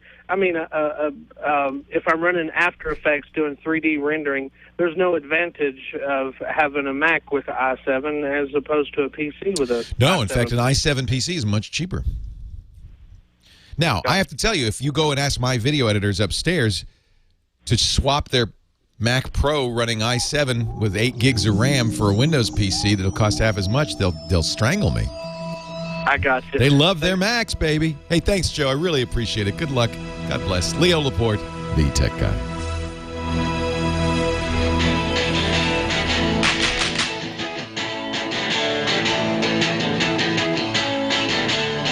Hey, Leo Laporte, the tech guy. 8888. Ask Leo. That's the number. You want to talk about anything with a chip in it, I'm here to do it. Interesting conversation going on in the chat about is a Mac really more expensive? And, it's hard because you're comparing apples and oranges, so as it were, apples and PCs. Because Macs come with a bunch of software. It's not exactly the same hardware, but I think there's no doubt in my mind, if you really took all the components going in a modern Mac Pro desktop i7 computer and compared and tried to build something like that on a PC running Windows, you're talking almost half as much. Now, there's a software bundle you get with OS 10. You might prefer OS 10 and so forth, but I don't think you can deny that Apple's are more expensive. And in fact, that's an issue for Apple. They've been able to keep margins and profits up, even as the rest of the PC world just collapsed. Margins for Dell and HP and Gateway are razor thin, especially when you buy one of these cheap computers, the $400 or $500 computers they're selling, or a netbook. They're making no money on this. That's why there's no support anymore. That's why when you call them, you get somebody who doesn't know anything because they can't afford somebody who knows something. And that's why you can get good support. And there's an Apple store. And, you know, there's a lot of things you get when you buy an Apple that you don't get when you buy a PC. But if you're talking just hardware to hardware, Apple definitely has built in a much better profit margin for its computers. I don't know how long they can maintain that. They're going to, you know, right now they have 5% market share. It's going up a little bit, but I don't know if, you know, I mean, 95% of the world says we're not going to buy that for whatever reason. Steve in San Diego, Leo Laporte, the tech guy. Hi, Steve. Hi, how you doing? Really great. Welcome to the show. I've got a question for you. I have a company with an e-commerce site, and I'm really confused on why it takes so long for the store side of it to load. I'm using a fairly big program called Xcart Gold as the store software, but if you go to my website, that loads pretty quickly. If you click on the store, I mean, I've tried it at different locations, and sometimes it just sits there and takes about 10 seconds before the store. Give me the site, if you don't mind. What is your URL? It's Waveaudia, WAVEAUDIA.com. And so when I load the site initially, it popped right up. Right. Now if you click on store, and you know what, you'll probably do it, and it'll da da da da da da dum bum bum bum bum bum ba da da da. No, you're right. It's not loading yet. There it is. Yeah, I mean that's incredibly slow, and that's going to turn people away. You're exactly right. The research shows if a page doesn't load in 5 seconds, half of your audience leaves. That's scary. So, I mean, is it you know, can I say who I'm hosting with, or is that not important? It's not the hosting. Okay, it's not. No. So okay. Here's the question. When you added this, I presume you have a engineering team or somebody that did this for you, or are you doing it yourself? I don't know how to do any of that. Yeah. So what these commerce systems are is a bunch of code. You probably, I'm looking at Xcart Gold trying to figure this out. Probably PHP. Just seeing what they're running. It's software, just like when you would run. Oh wait a minute, it's not PHP. Xcart is template-based software, open source code. Yeah, I guess it is PHP. So when you open a word processor, for instance, on your computer, you're running a program, you're loading code in, it's running, and so forth. That's exactly what Xcart Gold is. It's as if you were running a whole new shopping cart program. Okay. When you go to your Waveaudia site initially, it's a static page. It should load right away. There's nothing there. It's just you're sending a text file and some images to the remote computer, and it should pop right up. But as soon as you go to the store, now we have to launch and run a program. Okay. This should run faster. In fact, the second time I went there, it did run faster. Why? Because it was already in memory.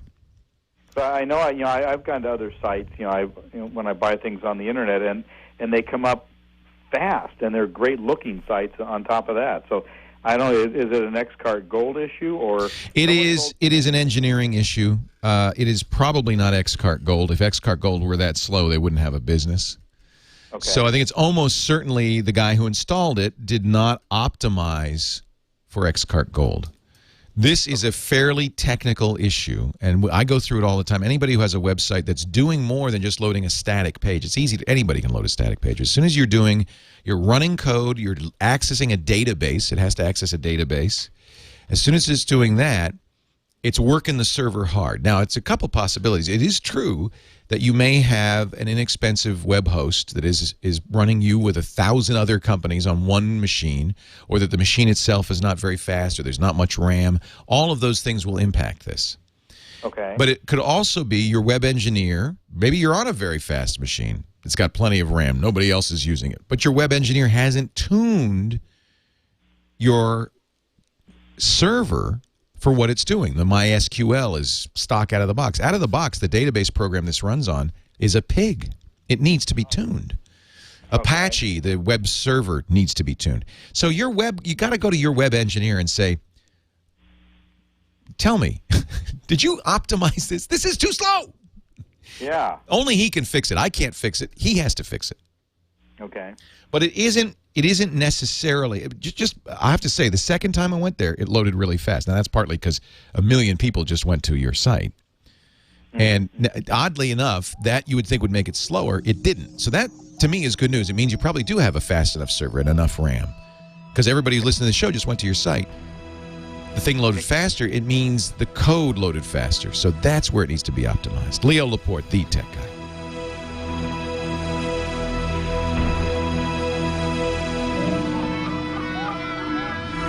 Leo Laporte, the tech guy. 8888 Ask Leo. That's the phone number. We're talking about computers, the internet, cell phones, camcorders, MP3 players, home theater, all that stuff.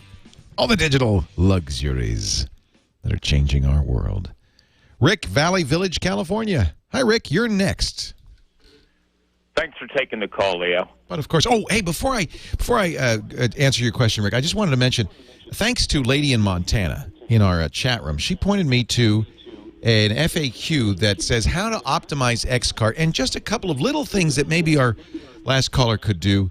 One was set up an HTML catalog. Again, that's not pulling from the database. That's a catalog that is static. And since you're only selling one item, you probably could do that. That would be one way to optimize. But this is an interesting one. It says XCart archives tracking statistics in your database, and in time, it can really slow it down with all of these stats. So clear the statistics. You can do this in your administration panel. In the summary, there's a statistics clearing button. Clear them. That'll take a while, but things will speed up apparently after that. So this is something it's good to be aware of. That I don't know anything about XCart, but the XCart admins say this will help. We'll put a link to that in the show notes. And thank you to Lady in Montana in our chat room. All right, Rick. Sorry, I had to take care of that before I moved on. I don't know anything about XCart either. Me neither. I'm trying to help a neighbor with his computer, and one of the things is on a number. He doesn't have many programs, but on a number of them on the desktop. And by the way, he's running XP Professional on a laptop. You click on the icon, and instead of the program opening up, it gives you that pane that says choose from a list of programs to open up this program. Yeah. And one of the first things I wanted to do was to set a restore point before I did anything on his computer. But, of course, there's nothing in that list that is for the restore point. And if I go to start and then programs, most of the time it won't even display the programs list. Sometimes it will, sometimes it won't. But usually it just displays one or two of the programs that we've been able to open instead of all of his programs. His system is pretty messed up. I don't know if a restore point is really going to make much difference at this point, because you're saving a system that is in bad shape. I understand that, but it's to me it's just the right thing to do. Oh yeah. It's always a good idea. It certainly doesn't hurt if you can do it. I'm trying to back up all his data before I do anything. Yeah. So you can do a set a restore point from the command line, which is probably what you're going to have to do, because you can't get the system restore to run, right? Right. But I'm thinking that all it is some setting that he accidentally changed. He thinks it's because he turned on one of those TV websites, and I don't think so. I think there's just some setting that's in the way or misset that's causing that list to open up. You know which list I mean, right? Yeah. That's it. The list comes from the File Association's database. Look, operating systems don't know what a document is. You double-click a document, the operating system says, what do you want? I only run programs. So there's a database. All operating systems do this. There's a database that says when you click a .doc file, open Microsoft Word. When you click a .rtf, open Microsoft Word or TextEdit or Notepad. So it's just a database that matches the file extensions, the file types, to programs that are used either to create it. It doesn't have to be the program that created it. It just has to be a program that can read it. That database, does it happen for any document that he double-clicks?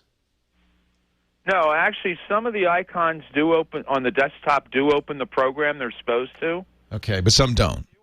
Go to this list, and you can still open the program. It's a few steps. So that's good news, because my first concern was, since you said that the start menu was screwed up also, that there's something much more serious. Maybe part of his hard drive has failed, or some of the programs that were on his hard drive are gone. That, by the way, would also create this issue, because if if Microsoft Word's not there and you double-click a .doc file, you're going to get this dialog saying, well, I don't see Word. What do you want me to use? So I'm a little concerned that there's something's going on with a system larger than just this database. But you can easily, anytime that happens, you'll notice there's a checkbox that says, always use this program from now on. Right. I always uncheck that. Why? Well, because in case it's not the appropriate program. Well, once you figure out what the right program is, check that box. That'll add an entry to the file associations database that says, anytime you double-click this doc, open it with this program. Okay, well, I will do that. I will match any of those icons. Whenever you're sure, do that, yeah. And that will fix the database. That will slowly rebuild it. But in all seriousness, Rick, there's something much more significant going on. I think he's losing his hard drive. Really? Yeah, I mean, this is commensurate with the hard drive getting less reliable. Wow. So what I would do, if you really want to be a good friend, back the heck up. Back him up. We did that. We started on that last night. Good. He's got one folder alone had over 3,000 graphic files because he was an artist. And you can't imagine how long it took me in sections to do all that and get them all. It's really important. If he's saving important graphics and designs and stuff on his... He's retired, but, he doesn't want to lose You don't want to lose that, yeah. Because I've worked with enough of these computer shop technicians, it is frightening. And I think his problems may have started with one. So I am, adamant about protection first. Yes. Even if I can't fix something. I agree with I you. want to make first do no harm, you know what I mean? Exactly. Your instinct is very good. It's the Hippocratic Oath for geeks. Unfortunately, he has a backup an external hard drive, which he really doesn't know how to use. Right. So between the two, I'm making sure that everything is backed up on his C drive as well as on the external. But it does take a lot of time. But I thought, boy, this thing seemed, because I've seen this thing come up when my computer doesn't have a program that's needed. Yeah, that's normal. Yeah, but I've never seen it come up from the desktop. Well, there's something more. There's something more serious going on, is what I'm saying. And you're right to do the system restore and the backup. Next step, I presume that you've scanned for malware. No, because he doesn't have the. See, one of the things on my list to do is install something like. He's already. You know what? He's already got malware in his system. That's what's going on. Yeah, you think that? Oh, absolutely. This is commensurate with malware on the system. Search and destroy? No, that's ancient. Old history. Microsoft.com/security_essentials. Or you might want to do an online scan. ESET.com has a free online scan that will detect malware. That's on my list. Yeah, I think almost certainly he's got malware on there. It's either a failing hard drive or a malware problem. Give me that security, So Microsoft has a free program. And, it's certainly better than nothing. And that's Microsoft.com/security_essentials. Oh, it's the underscore symbol. Underline. Security_essentials. Okay. If you go to ESET.com/online-scanner, or just go to ESET.com and click the online scanner link at the bottom, they have an online scanner that will also detect anything. I think this is the easiest thing. Then you don't have to install anything. The ESET will tell you it's there, but it doesn't remove it, right? Right. But that's our first job, is to figure out what the heck's going on. Then I would buy ESET. Yeah. Okay, I would it's $30. I would spend the money for the poor guy and get him ESET. Sure. But you're absolutely right. Your priority one is to get the backup. Yeah. Well, that'll be done before anything else. Good. But I wanted to sort of be able to progress, and this was that I hadn't seen before. Restore Point, if it's malware, Restore Point is just going to back up the malware. So the Restore Point, I like Restore Points. It's a limited utility in the long run. Backing up is number one. Number two, scan that sucker. You can get Security Essentials. I suspect you won't be allowed to. You won't be able to install anything on that system that has security in its name, because that's the first thing malware does. You may be able to go to ESET and run the scanner. If you can't, if you try to go to SARC.com, Microsoft or Symantec's Antivirus Research Center, if you go there and it doesn't load, if you Google malware and it doesn't work, you got malware on there. That's one of the things bad guys do is they try to keep you from getting help. ESET is a great solution, though, and I would just try that and see if you can scan it and see if you've got anything going on with it. Rick, you're a good friend to do all this. As soon as I hear somebody who is obviously not computer literate and they don't have any security software on there, you heard me immediately go from bad hard drive to he's got a virus.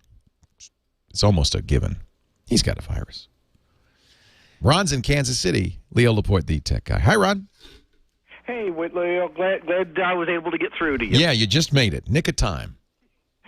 I have done, a couple of podcasts for several years, and you actually were on one of my segments about a year ago.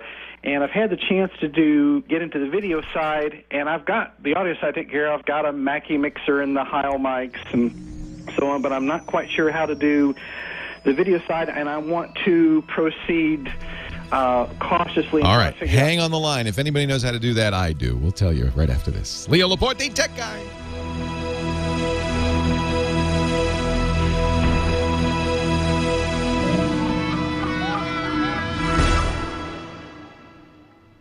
You know, Manny 08, there are some antiviruses that don't use heuristics. Kaspersky may have gone to heuristics now, but for years they poo-pooed heuristics. They said, no, we very fast with signatures. That's all you need.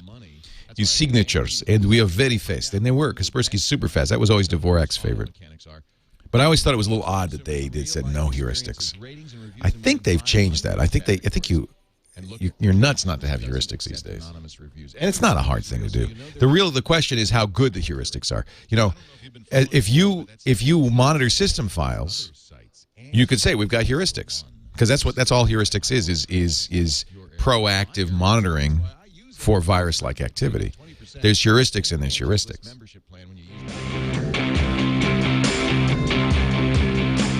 Leo Laporte, the tech guy, 8888 Ask Leo. That's the phone number. Talking about tech.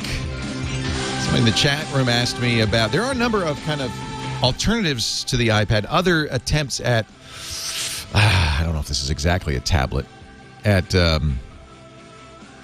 small screen informational devices. You've seen the Chumby, which is a little kind of tiny little TV it's encased in a beanbag almost.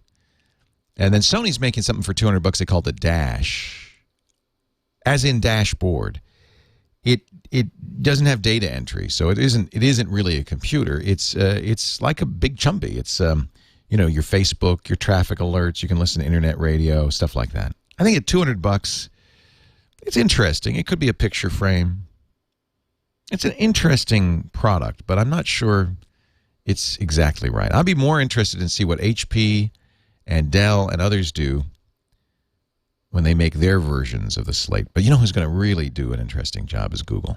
Because Google's will be based on a mobile operating system. And I think that's part of the problem all the tablets have had up to now is that Windows, it's just not right for a device like this. I've had a number of tablet computers. I have one right in front of me, an HP tablet computer. You need a stylus.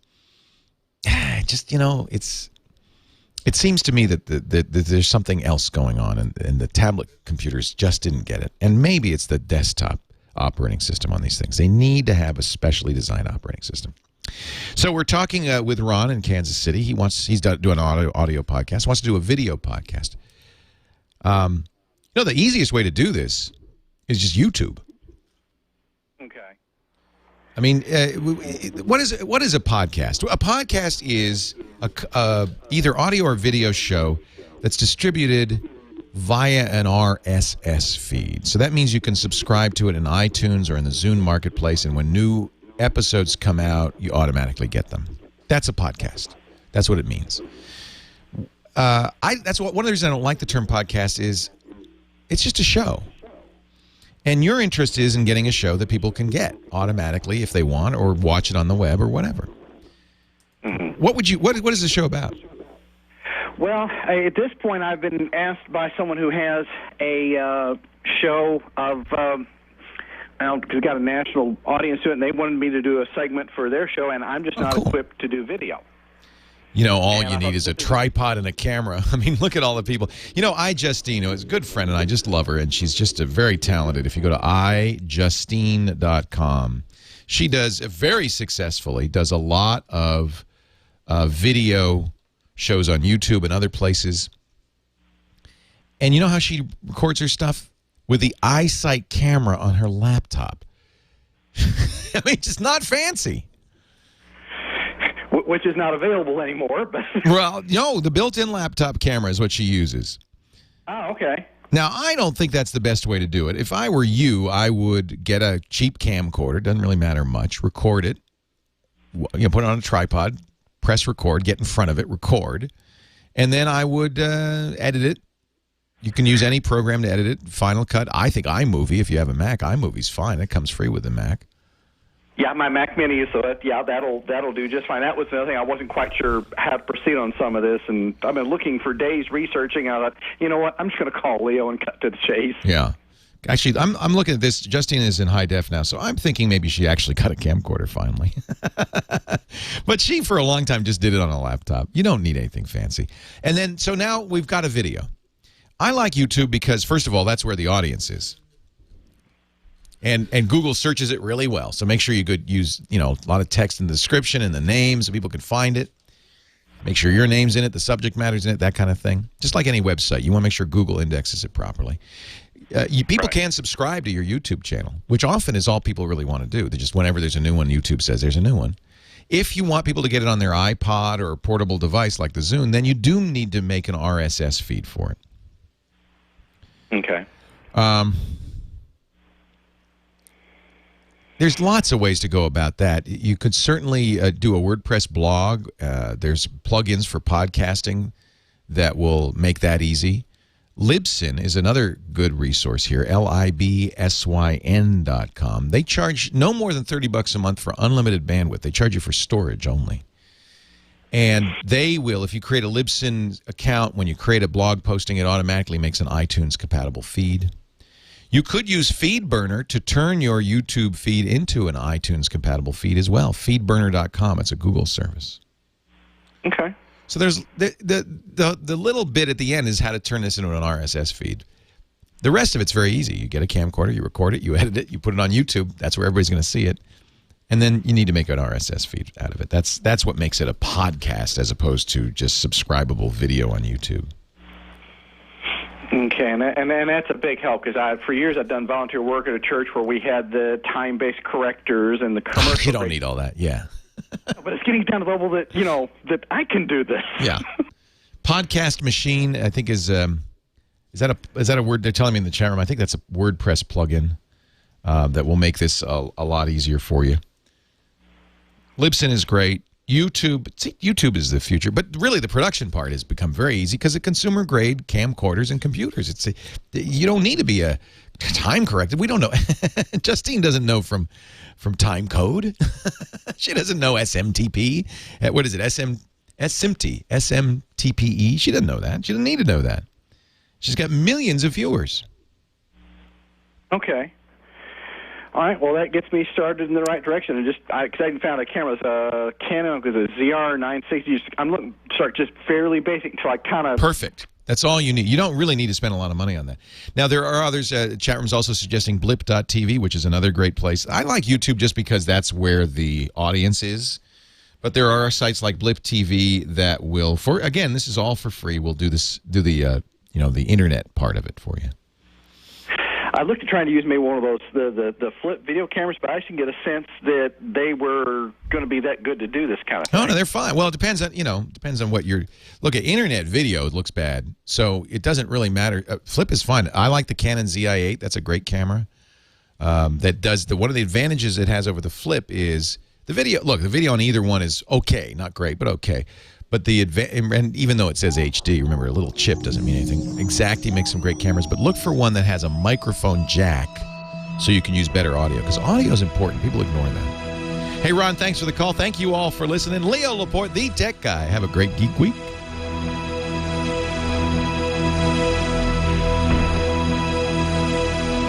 I got caught up in the weeds there a little bit.